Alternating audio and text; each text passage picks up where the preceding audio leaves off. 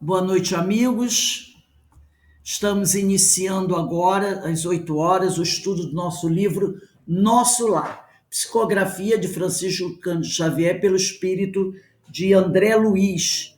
Nós estamos estudando nessa obra o capítulo 15, que tem por título A Visita Materna. Essa já é a terceira aula desse capítulo. Então, eu vou iniciar a leitura de onde nós paramos na aula passada. Iniciando agora a leitura do livro, né? Do livro Nosso Lar, no capítulo 15. Então, diz assim: minha mãe, foi onde nós paramos, né? Minha mãe, todavia, mais forte que eu, falou com serenidade. Todo mundo já achou?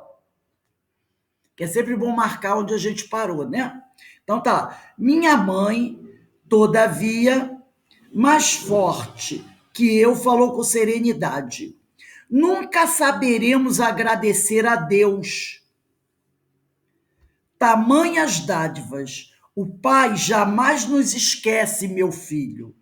Que longo tempo de separação. Não julgues, porém, que me houvesse esquecido.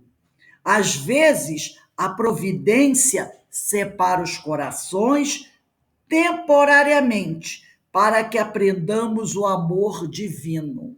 Olha que coisa interessante, né?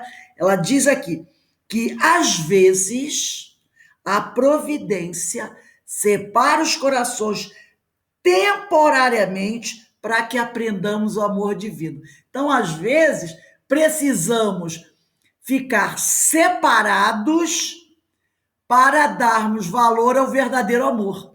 Então, precisamos considerar que no verdadeiro amor divino, primeiro, uma coisa que a gente tem que entender, que para nós é meio difícil. A gente precisa entender que não existe uma separação, como às vezes a gente fala. Quem assistiu a palestra ontem do Evaldo Raia, ele falou sobre isso, sobre aquela coisa, perdi meu filho. É o capítulo 15 que nós estamos estudando. Eu não sei quem perguntou aqui. Gente, a Carmen, né? É capítulo 15, Carmen, que nós estamos estudando. Então, nós precisamos muitas vezes entender, e o Evaldo ontem falou isso muito bem, às vezes a gente diz assim, perdi. Ontem eu estou muito triste que fulano, um parente meu, eu perdi.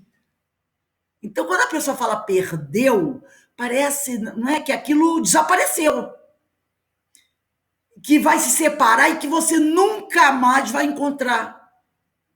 Então, na realidade, nós precisamos considerar que no verdadeiro amor divino não há separação, essa separação que a gente fala. Esse sentimento de perda ou de separação que sentimos é porque não aprendemos ainda que o amor nunca vai deixar de existir. E que em algum lugar, um dia nós nos reaproximaremos. Então ninguém perde ninguém. Não é? A gente tem essa mania de usar esse termo. Perdi fulano. A gente não perde ninguém. E o amor que você sente por alguém não é porque essa pessoa retornou ao plano espiritual que você nunca mais irá encontrá-la, que esse amor vai desaparecer. O amor que a gente tem por um filho, por uma mãe, por um irmão, por um amigo que retorna ao plano espiritual, esse amor, sendo verdadeiro, ele nunca desaparece. Ele sempre estará lá. E conforme a gente vai crescendo, a gente vai evoluindo, a gente vai amando mais pessoas, não é? E essa falange de amigos tende a crescer cada vez mais.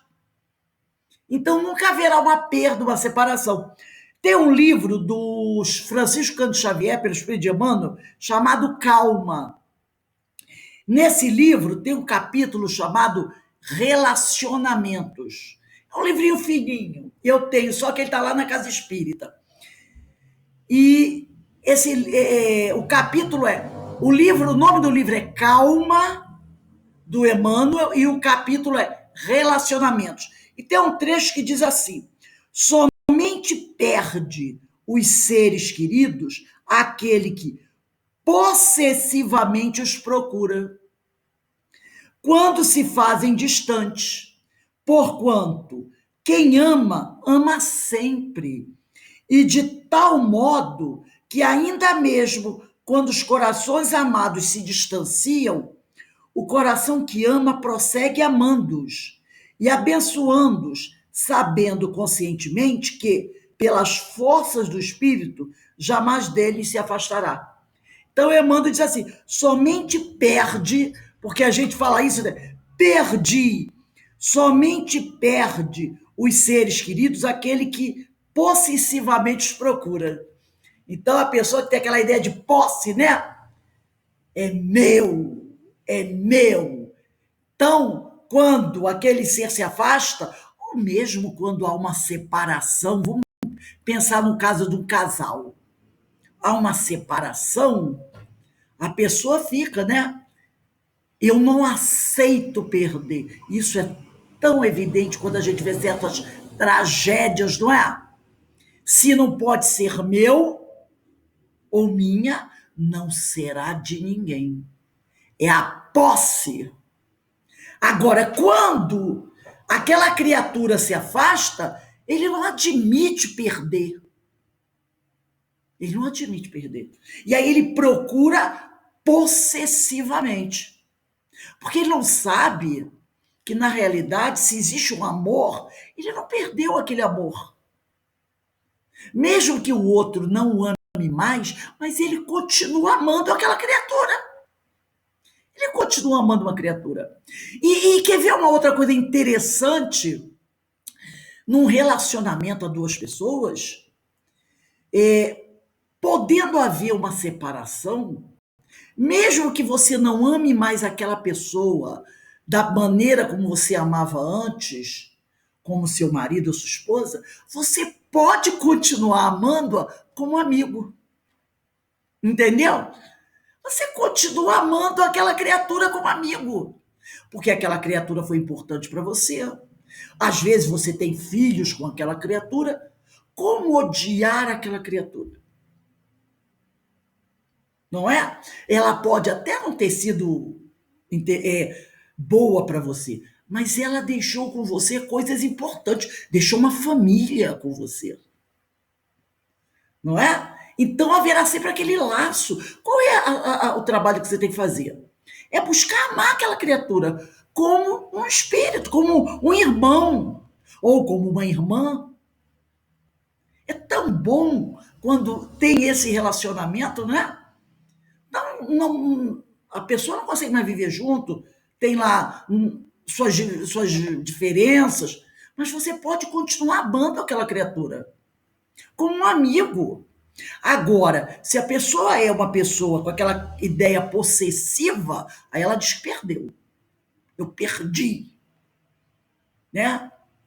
Eu já contei para vocês a história da companheira que num curso lá estava falando do marido que tinha ido embora, aquela coisa, né? E todo mundo achando que ele tinha abandonado ela, né? E ela dizia que no dia do aniversário dele ainda comprava bolo, cantava um parabéns para ele, deixava o lugar dele lá na mesa, aquela coisa arada toda, né?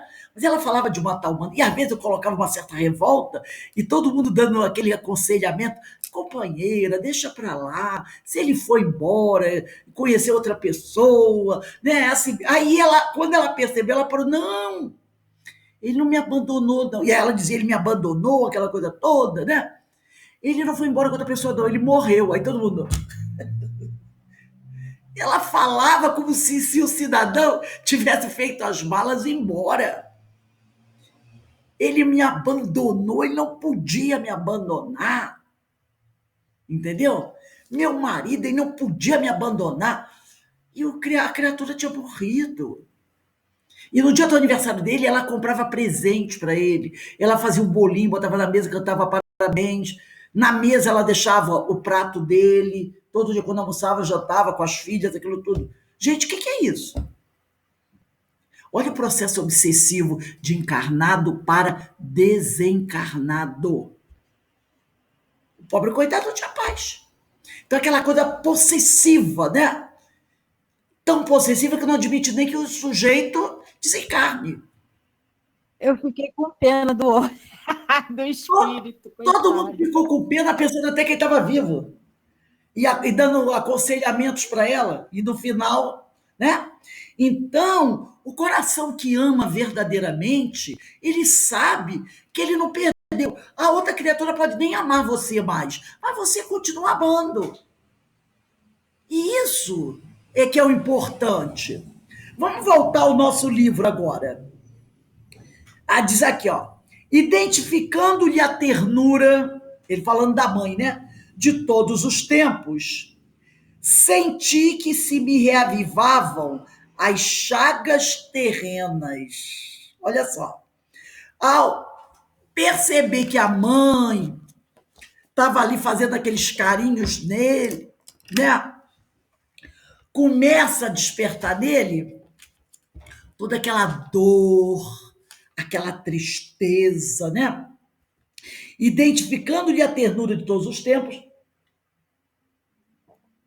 senti que se me reavivavam as chagas quer dizer, as feridas terrenas. Ó, como é difícil alijar, quer dizer, afastar resíduos trazidos da terra. Olha a importância do choque anímico. Olha, quem quiser estudar choque anímico, é porque na hora eu não peguei. Dá uma olhadinha naquele livro, eu não sei se vocês têm, do projeto Manuel Filomeno de Miranda, das reuniões mediúnicas. Projeto Manuel Filomeno de Miranda, reuniões mediúnicas. Lá, quase no final, tem um trecho falando o que é o choque anímico e da importância do choque anímico. Olha o que ele diz aqui. Como é difícil alijar, quer dizer, afastar, eliminar resíduos trazidos da terra. Quando o sujeito desencarna, ele leva com ele, ainda, se muito apegado às questões materiais, energias que deveriam ter ficado com o corpo físico, que ele não conseguiu eliminar. Elas seguem com esses espíritos. E muitas vezes, na mesa mediúnica, no momento da comunicação, da aproximação do perispírito do comunicante com o perispírito do médium, há o choque anímico que ajuda na eliminação dessas energias. Eu ainda vou fazer um estudo sobre choque anímico aí, gente. E aí ele diz aqui, como pesa a imperfeição acumulada em séculos sucessivos.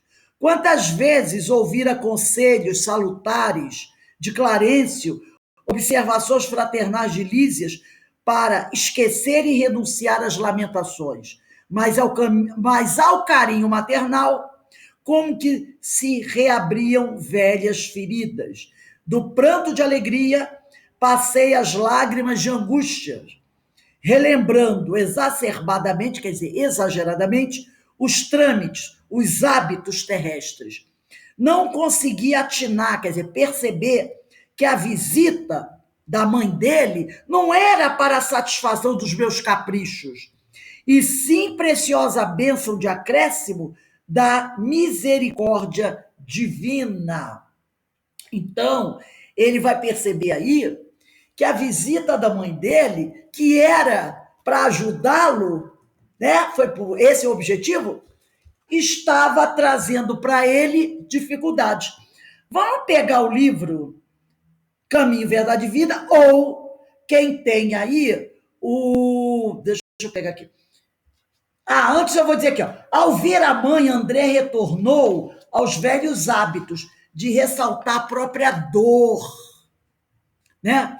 De ressaltar a velha dor, né? A própria dor, esperando por sua compreensão e proteção. Mas o próprio Clarencio já o havia alertado sobre isso no capítulo 6. Eu vou pegar aqui o meu livro Nosso Lar, Só para a gente lembrar, porque às vezes a gente tem isso. Você encontra um amigo, né, que às vezes vem te procurar. Em vez de você aproveitar aquela oportunidade para trocar uma conversa fraterna, para ouvir a palavra de conforto do amigo, você começa, como diz o pessoal aí, relembrar momentos ruins e falar da dor e sofrimento, né? Trazendo, e toda vez que você fala sobre isso, o que acontece? O negócio parece fica mais vivo, não é? Então, aqui nesse livro do André Luiz, não precisa vocês abrirem, não, vai ser difícil de achar. No capítulo 6, o Clarencio diz assim para ele, ó, sobre esse negócio de ficar relembrando momentos tristes. Diz assim: meu amigo, deseja você de fato a cura espiritual? Isso está lá no capítulo 6. Ao meu gesto afirmativo, continuou: aprenda então a não falar excessivamente de si mesmo, nem comente a própria dor. Lamentação denota enfermidade mental e enfermidade de curso laborioso e tratamento difícil. É indispensável criar pensamentos novos e disciplinar os lábios. Somente conseguiremos equilíbrio abrindo o coração ao sol da divindade. Porque às vezes tem companheiros que estão sofrendo, né? Tiveram uma decepção, seja amorosa, seja o que for. Em vez de buscar fazer, como diz o outro, reciclar os pensamentos, ficar resgatando aqueles momentos do, entre aspas, falecido, vamos dizer assim, falecido que ainda está encarnado. Eu tive uma companheira, uma grande e querida amiga, e é minha amiga até hoje, né? Que ela, esse período de lamentação e resgate da dor, durou apenas 20 anos. Depois da separação. 20 anos. Toda vez, uma pessoa que eu amo de paixão, toda vez que eu ia ter com ela, o que acontecia? Ó, e eu dizia para ela: para, vai em frente, segue a tua vida, renova. E era 20 anos. Eu acho que levou um pouquinho mais, mas eu vou arredondar, 20 anos. Hoje, ela conseguiu superar. Foi à frente, é uma pessoa, sabe, de alto astral, uma pessoa que progrediu na vida, é uma mulher de sucesso. Ela mesmo diz: meu Deus, eu fiquei 20 anos enterrada, que eu poderia estar muito mais à frente se eu tivesse ocupado aqueles 20 anos com coisas novas. E eu dizia: mas eu não falava com você. Ela: gente, mas como a gente fica assim, ó, 20 anos. Foi o que o Clarence falou para ele. Falou isso para ele, né? Então, ele, ao ver a mãe, retornou aos velhos hábitos de ressaltar a própria dor, né? Esperando pela compreensão e proteção da mãe. Mas o Clarencio, né, chamou a atenção dele para isso. Vamos pegar aí o Evangelho, segunda carta aos Coríntios. Eu vou ter que pegar minha Bíblia aqui. Eu tirei a Bíblia. Segunda carta aos Coríntios, capítulo 7.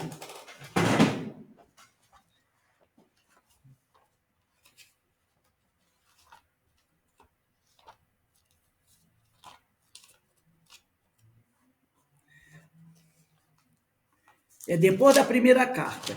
Segunda carta aos Coríntios, capítulo 7, versículo 10. Diz assim, segunda carta aos Coríntios, capítulo 7, versículo 10. De fato, a tristeza, segundo Deus, produz um arrependimento salutar de que ninguém se arrepende, enquanto a tristeza do mundo produz a morte. Então, olha só, de fato, a tristeza, segundo Deus, tá? segundo Deus, produz um arrependimento salutar, de que ninguém se arrepende. Porque enquanto a tristeza do mundo produz a morte. Então, o que seria essa tristeza segundo Deus? É quando você reconhece, né, aquilo que você fez que não foi bom e busca melhorar. Aí você não se arrepende dessa tristeza. Agora, a tristeza do mundo produz a morte. A criatura fica presa, né? Então, conforme observamos na advertência, é uma advertência de Paulo, tá? Nessa advertência de Paulo, há uma tristeza segundo Deus e outra segundo a terra. A primeira, tristeza segundo Deus, soluciona problemas relativos à vida verdadeira. Porque a tristeza segundo Deus é aquela que me faz, eu reconheço que não tenho andado fazendo coisas boas. E aí eu busco o quê? Melhorar. Então eu não posso me arrepender dessa tristeza. Que ele diz, a tristeza segundo Deus, ninguém se arrepende. É aquele despertar. Você desperta, reconhece que errou e busca melhorar. Eu não vou eu não vou me arrepender de ter tido essa tristeza, de ter tido esse despertar.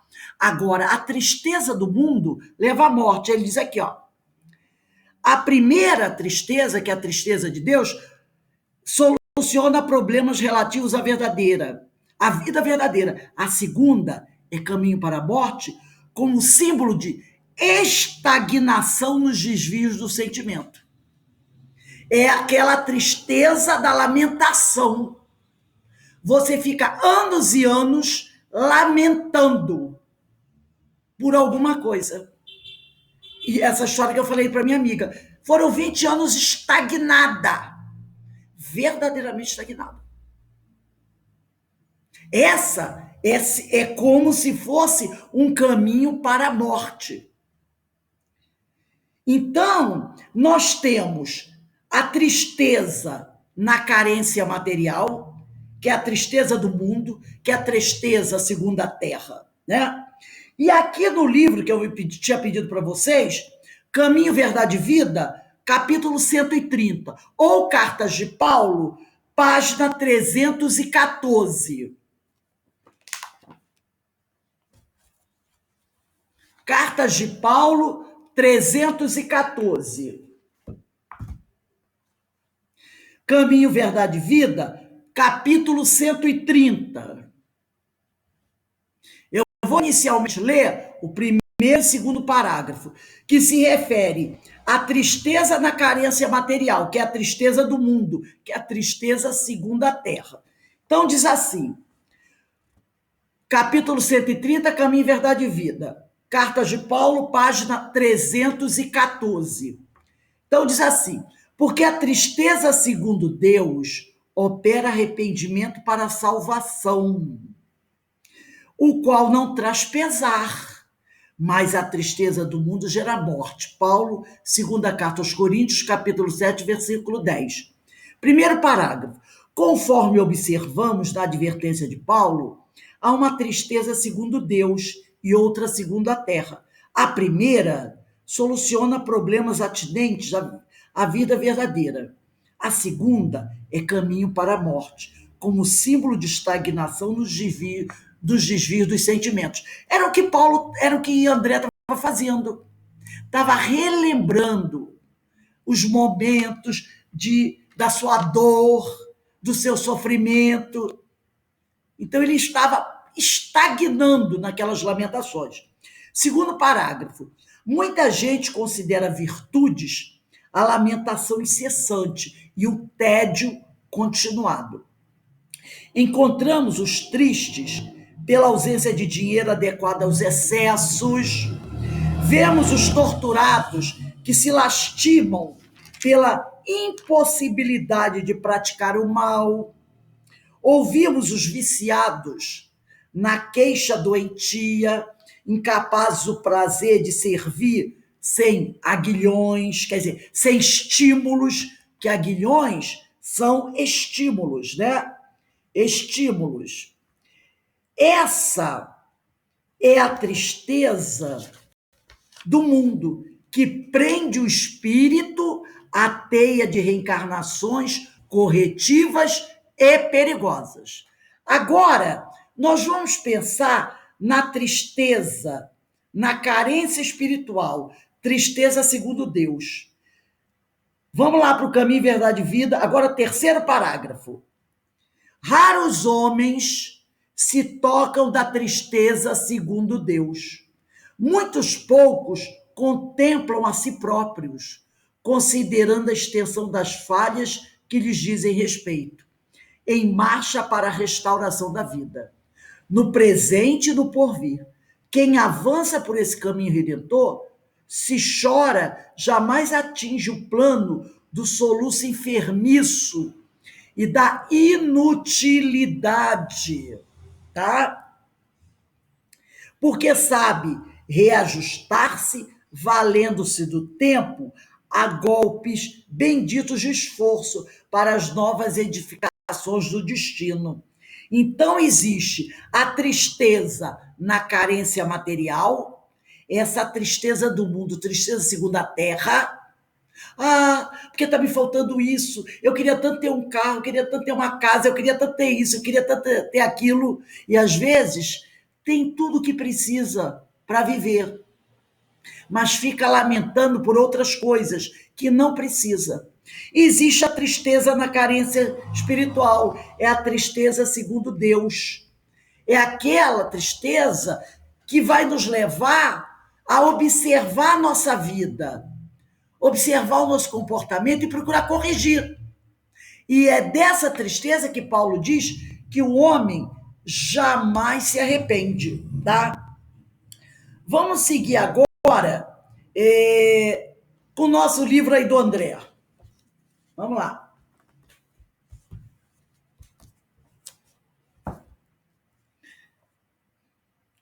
Copiando, né, antigas exigências, concluí erroneamente que minha genitora deveria continuar como repositório, quer dizer, depósito de minhas queixas.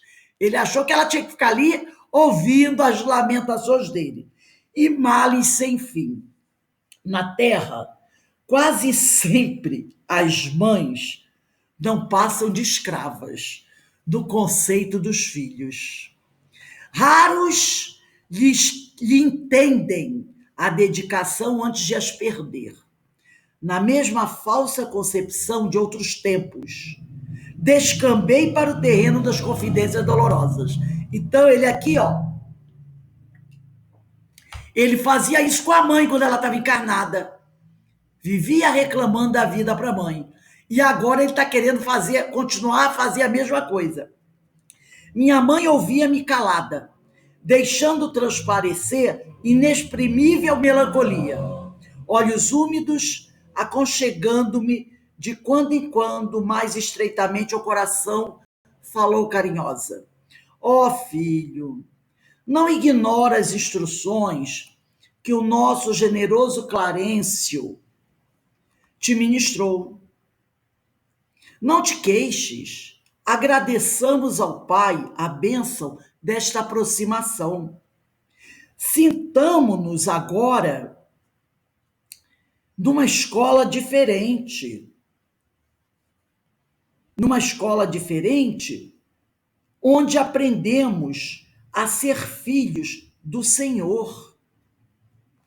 Então, ela chama a atenção dele, né? Para que ele possa perceber a situação, para que ele não fique ali agarrado àquelas questões, né, tão difíceis. E aqui eu queria fazer umas considerações, que são o seguinte, né? Muitas mães se submetem às vontades dos filhos, né? A gente sabe disso. e se sujeitam a todo tipo de sacrifícios para contentá-los. Não é verdade? Todas nós fizemos isso. Muitas vezes, até aprender a não fazer, leva tempo. No entanto, o equilíbrio emocional na relação entre mães e filhos requer um olhar para as necessidades deles. Tudo bem, porém mostrando-lhes que o mundo é maior que seus desejos, ensinando-os a respeitar as necessidades, o espaço e a vontade dos outros. Porque às vezes a pessoa cria o filho como aquele príncipezinho, onde só ele merece toda a atenção do mundo. E aí a gente quer dar tudo, né?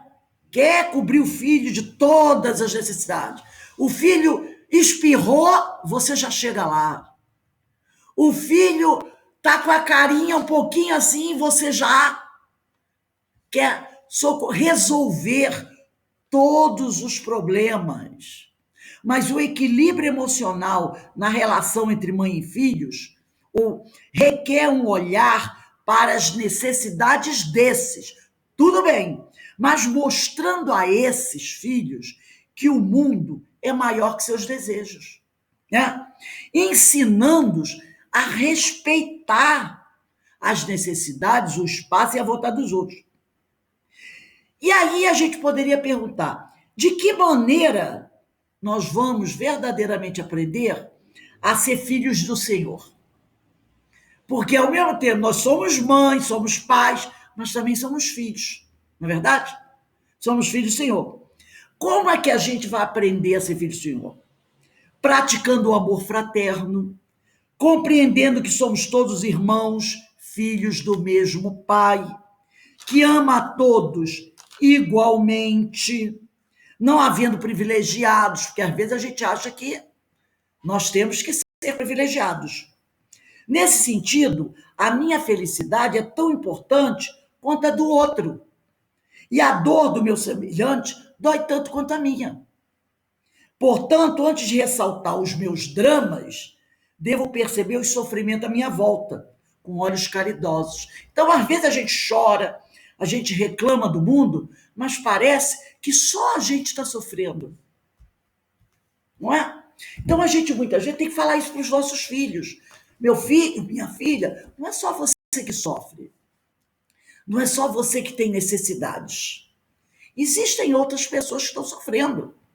E ele tem que compreender isso. Ele tem que buscar, correr atrás também, se esforçar também. E não ficar esperando que o pai e a mãe estejam sempre ali, ó, protegendo. E ele tem que perceber que, assim como ele sofre, o outro sofre também. Vamos pegar aqui o nosso evangelho no capítulo 15. Capítulo 15, item 8.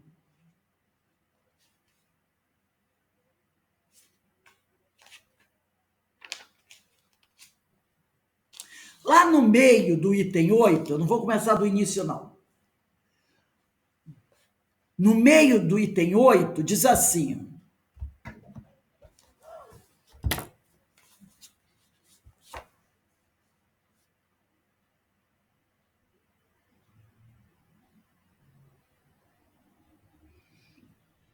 a máxima, lá no meio do item 8, a máxima, fora da caridade não há salvação, consagra o princípio da igualdade perante Deus e da liberdade de consciência. Tendo-a por norma, todos os homens são irmãos. E qualquer que seja a maneira porque adorem o Criador, eles se estendem as mãos e oram uns pelos outros. Tá? Então, nós temos que fazer essa prece um pelos outros, buscar estender as mãos um pelos outros.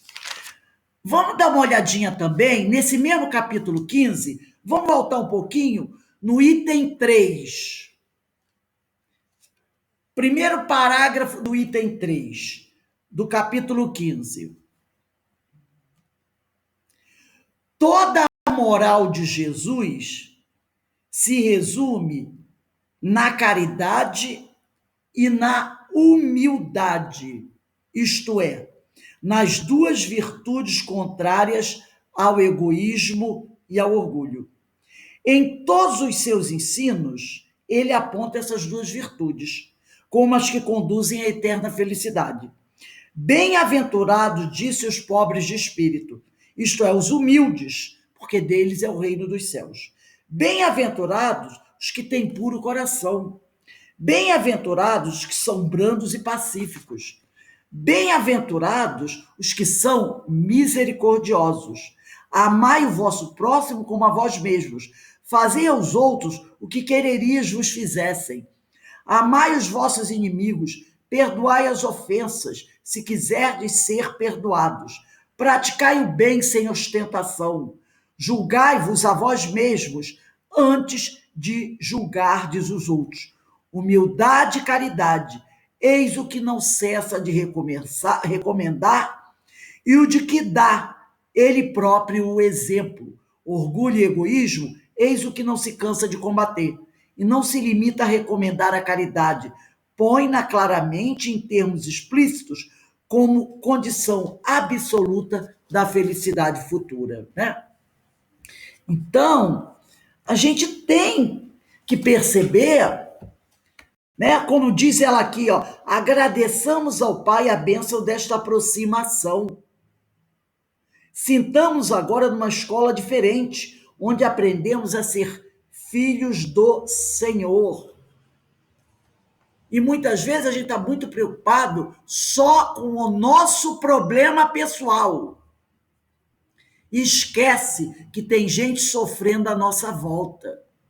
E tanto a gente fica se laboriando que a gente não escuta o choro que está do nosso lado. E quando você vai observar, é uma dor muito maior que a nossa. Não é? É muito maior que a nossa. Então, eu vou ler mais um pedacinho para a gente encerrar. Na posição de mãe terrestre, é a mãe dele falando, na posição de mãe terrestre, nem sempre consegui orientar-te como convinha. Também eu trabalho, pois, reajustando o coração. Tuas lágrimas fazem-me voltar à paisagem dos sentimentos humanos.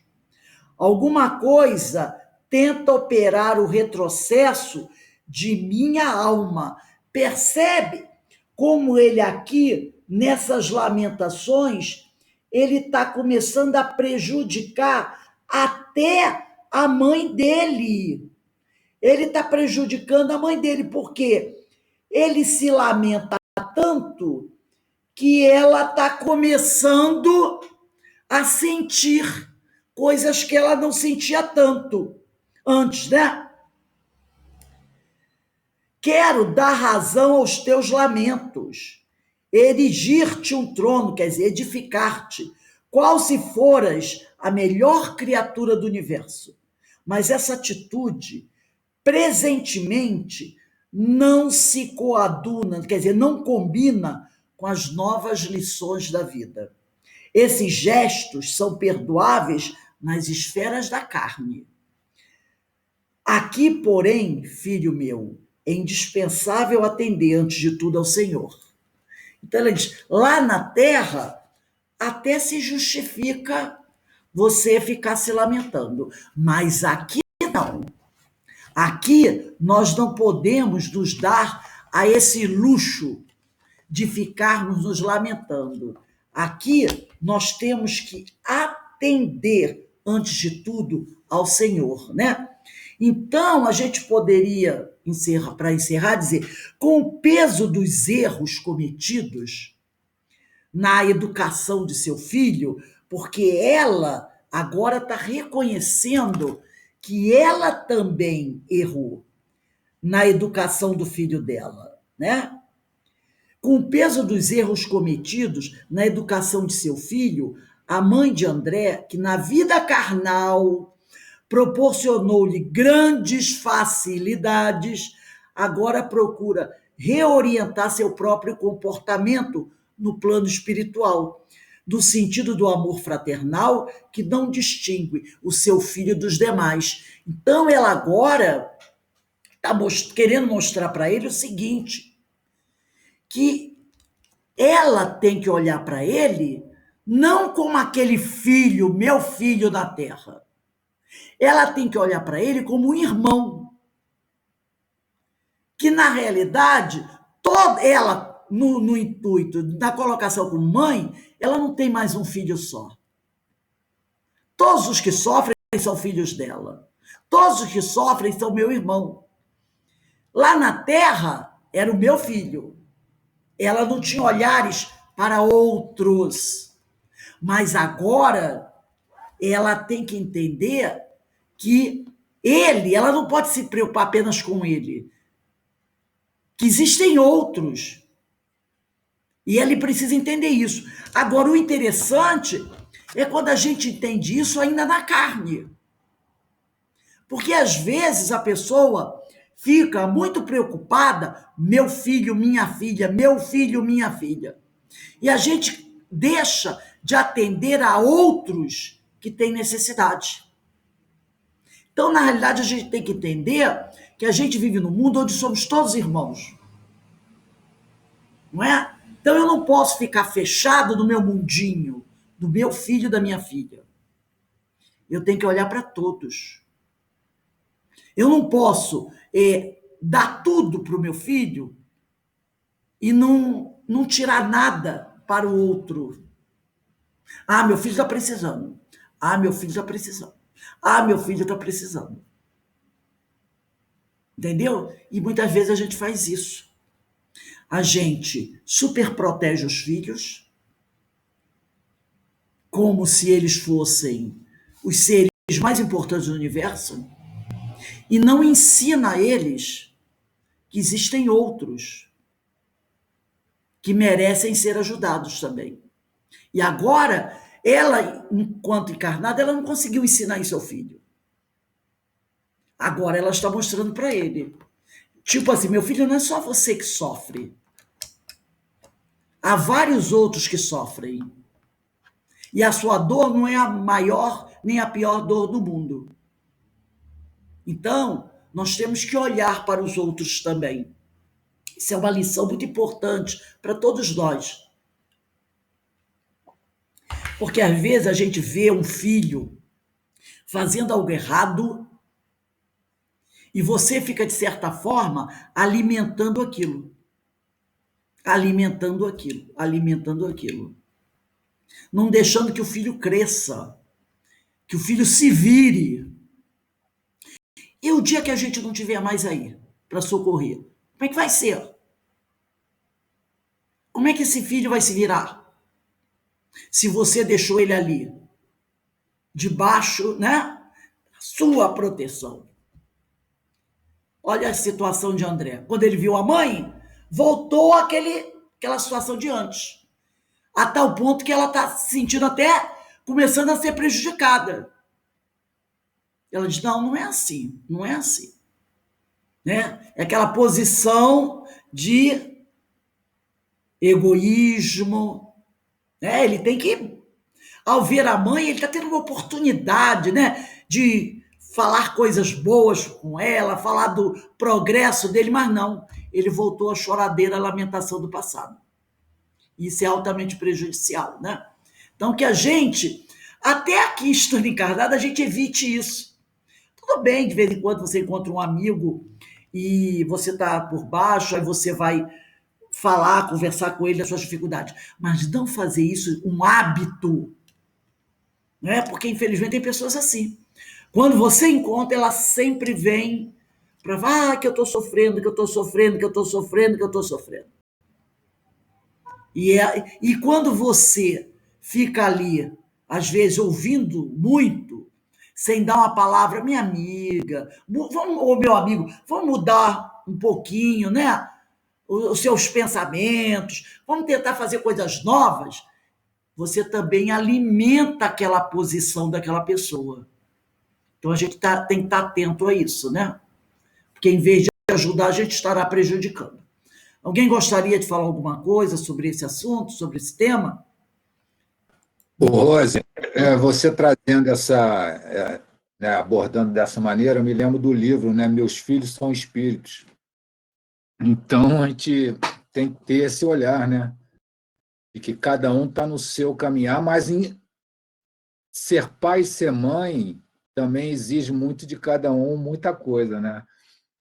Porque, às vezes, a gente, para ter a maturidade de ser o pai que vai conduzir dessa forma, a gente leva tempo.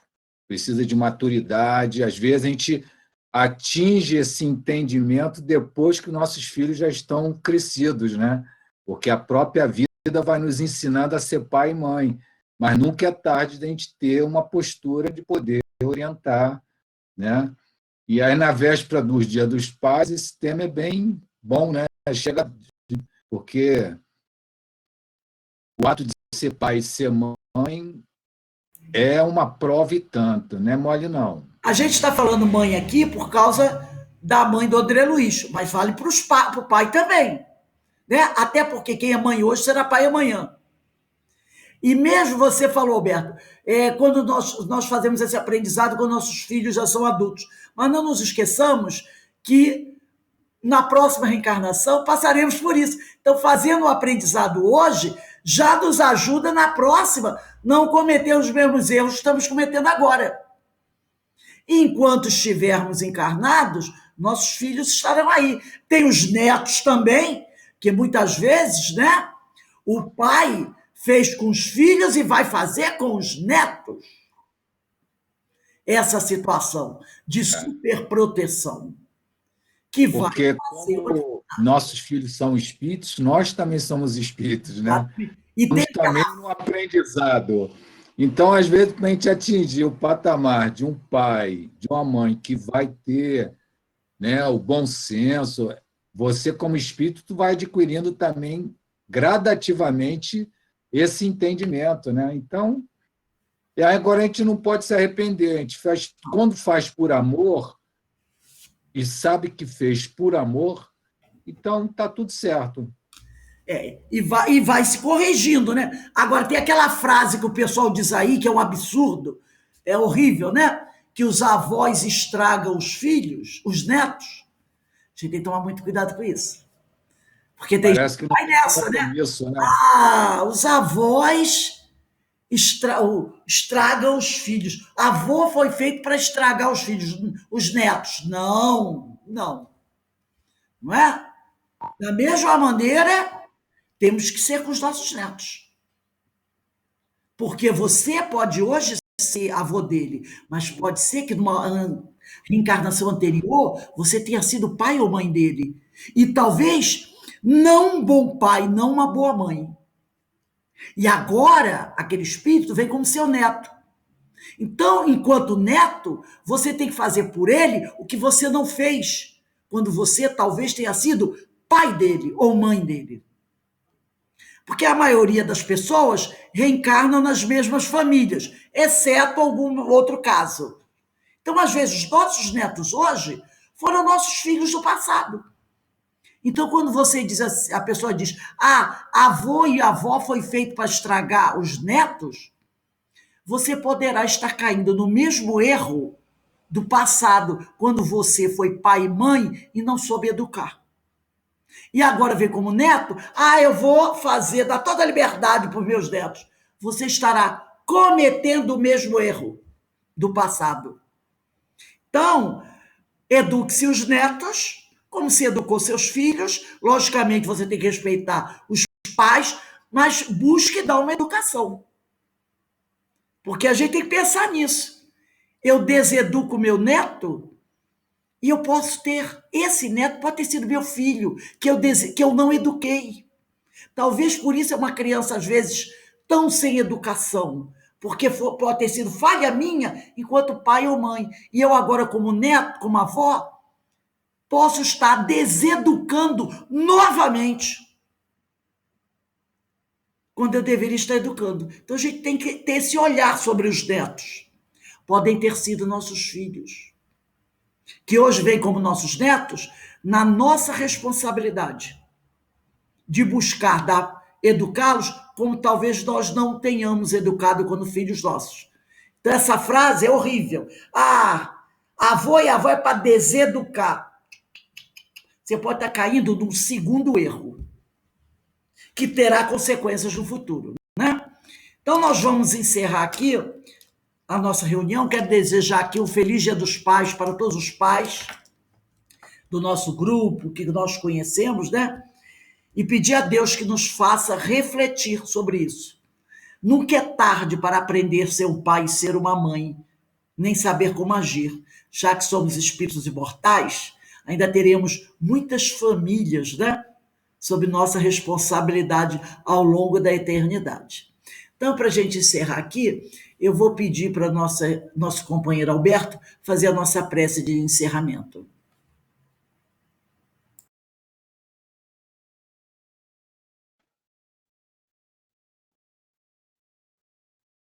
Elevando os pensamentos a Deus, louvado a presença de Deus na intimidade do nosso ser.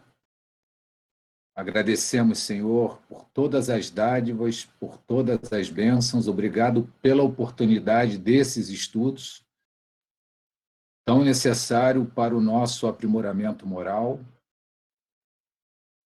e possamos caminhar com vontade firme na direção do idealismo superior, edificando o reino dos céus em nosso íntimo, buscando um caminho virtuoso que nos fortaleça na direção do crescimento espiritual. Agradecidos ao Mestre Jesus e seus ceareiros por toda a inspiração, por todos os ensinamentos, que possamos seguir as diretrizes de Jesus, seguir os seus ensinamentos, que nos conduzirão ao aperfeiçoamento íntimo e à edificação do reino dos céus em nosso íntimo. E busquemos caminhar como aprendizes da vida, buscando com pureza de propósito um caminho de equilíbrio existencial, para que possamos aproveitar esta oportunidade que Deus nos dá, desta encarnação, para crescermos como espírito e podermos ser úteis aos nossos semelhantes, aqueles que estão na retaguarda ou no momento difícil. Agradecemos a toda essa espiritualidade que nos assiste, que nos ampara, por todo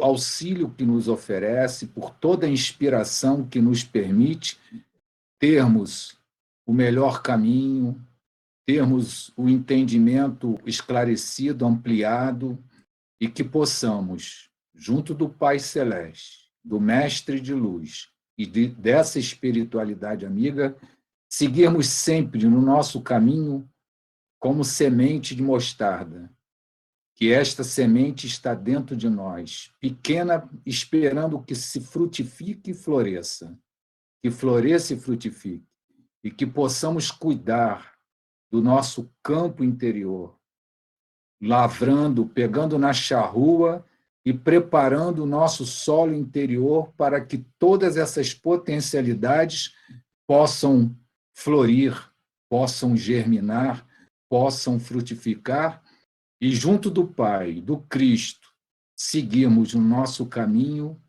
para a perfeição relativa, que esta é a meta, este é o caminho. Então, que possamos sempre seguir em frente, superando todos os nossos obstáculos íntimos com perseverança e com esforço, com discernimento e buscando sempre o caminho que Deus nos oferece. Ao término deste momento de oração, agradecemos ao Pai, ao Cristo e toda essa espiritualidade, e que estejamos com o Senhor, hoje, agora e sempre. Agradecemos ao nosso irmão pela sua prece inspirada e queremos dizer a todos que nós estamos muito felizes com os nossos estudos. Realmente, os temas estão bem interessantes. Eu queria fazer uma perguntinha rápida antes de encerrar para vocês. Vocês gostariam que, ao final desse capítulo, que a gente deve terminar semana que vem, nós fizéssemos uma aula sobre choque anímico? Vocês acham interessante? Vocês acham que vale a pena? Porque quando eu li o tema aqui, Eu acho muito interessante. Eu acho que vale muito a pena, Rose. Também acho. Eu não sei nada do que é choque anímico. Vai ser muito, para mim, vai ser muito ilustrativo. Vai ser muito bom.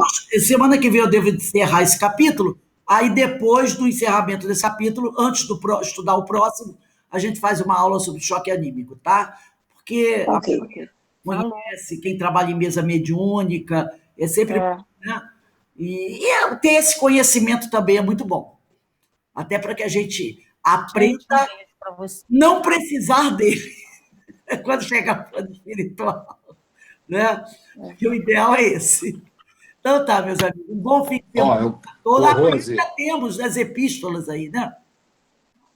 Amanhã. Eu vou avisar o grupo, a você que vai conduzir o estudo de Paulo, que amanhã eu não vou poder estar presente, mas vou esperar na playlist lá do... tá lá. Estou botando para direitinho acompanhar na playlist, depois o tá bom? estudo de Paulo de amanhã. Tá bom, meu amigo. Um beijo para todos vocês. Boa noite, tá? Fiquem com Deus. Fiquem com Deus. Que o Senhor abençoe a todos nós.